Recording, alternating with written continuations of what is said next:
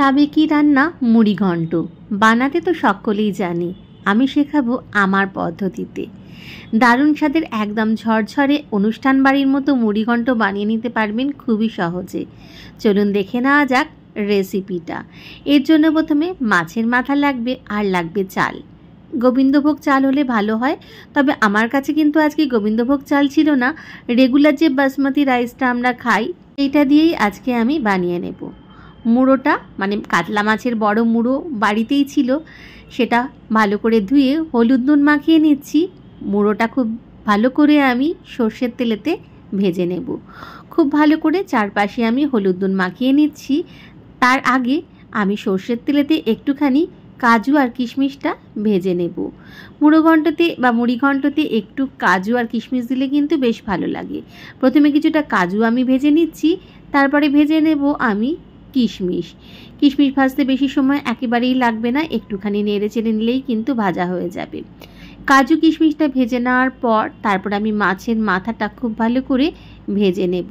যেহেতু বড় মাছের মাথা আছে তাই উল্টে পাল্টে একটু সময় ধরে কিন্তু মাছের মাথাটা ভাজতে হবে, যাতে সব দিকটা বেশ সুন্দরভাবে লাল করে ভাজা হয়। দেখুন ভাজা প্রায় হয়ে গেছে, এবার মাছের মাথাটাও তুলে নিচ্ছি। চলে যাব এবারে মূল রান্নাতে। ওই সর্ষের তেলেতেই প্রথমে দিয়ে দিলাম কিছুটা সাদা জিরে, গোটা সাদা জিরে আর গোটা গরম মশলা। এর মধ্যে আমি 5টা এলাচ, হাফ ইঞ্চি দারচিনি আর একটা লবঙ্গ দিয়েছিলাম। ফোড়নের গন্ধ বেরোতে শুরু করলে দিয়ে দিলাম এর মধ্যে ছোট করে কাটা আলু, আর সাথে দিলাম একটা ছোট সাইজের পেঁয়াজ কুচি। আলু আর পেঁয়াজটা এবার মিডিয়াম টু হাই ফ্লেমে ভালো করে ভেজে নেব। পেঁয়াজটা যখন একটু সোনালি হয়ে যাবে, আলুগুলোও যখন সুন্দরভাবে ভাজা হয়ে যাবে, তখন এর মধ্যে দিয়ে দেব কিছুটা গ্রেট করা আদা। এখানে 1.5 ইঞ্চি আদা আমি গ্রেট করে নিয়েছিলাম। আর দিলাম কিছুটা একটু লম্বা করে কাটা মানে বড় করে কাটা কাঁচা লঙ্কা, আর দিয়ে দিলাম সাথে একটুখানি হলুদ গুঁড়ো। এইবারে খুব ভালো করে যখন ভাজা হয়ে গেল তখন দিয়ে দিলাম ভালো করে ধুয়ে জল ঝরিয়ে রাখা চালটা, আর সাথে দিয়ে দিলাম আমি কাজু আর কিশমিশটাও। এবারে চাল, কাজু, কিশমিশ সব ভালো করে নেড়ে চেড়ে নেব। তার আগে দিয়ে দিলাম পরিমাণ মতো নুন, আর দিয়ে দিলাম একটুখানি গুঁড়ো গরম মশলা। তারপরে দিয়ে দিলাম আমি ভেজে রাখা মাছটাও। খুব সুন্দর করে কিন্তু চালটা ভেজে নিতে হবে, একদম কড়কড়ে করে চালটা ভেজে নিতে হবে। এবার সব কিছু খুব ভালো করে আরও 2 মিনিট আমি নেড়ে চেড়ে নেব, একটু ভেজে নেব মিডিয়াম টু হাই ফ্লেমে। তারপরে এর মধ্যে দিয়ে দেব আমি একটুখানি গরম জল, চালটা আর আলুটা সেদ্ধ হওয়ার জন্য। খুব ভালো করে সব কিছু মিলিয়ে মিশিয়ে নিয়ে একটা ঢাকা দিয়ে দেব 5 থেকে 7 মিনিটের জন্য।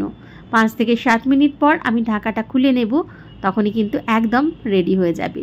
দেখুন ঢাকাটা খুলে নিচ্ছি, একদম রেডি হয়ে গেছে। ওপর থেকে একটুখানি মিষ্টি দিলাম যাতে স্বাদটার ব্যালেন্স হয়, আর একটুখানি নেড়ে চেড়ে নেব সব কিছু। দেখুন চালগুলো কিন্তু ঝরঝরে আছে একদম, আর কিছু লাগবে না।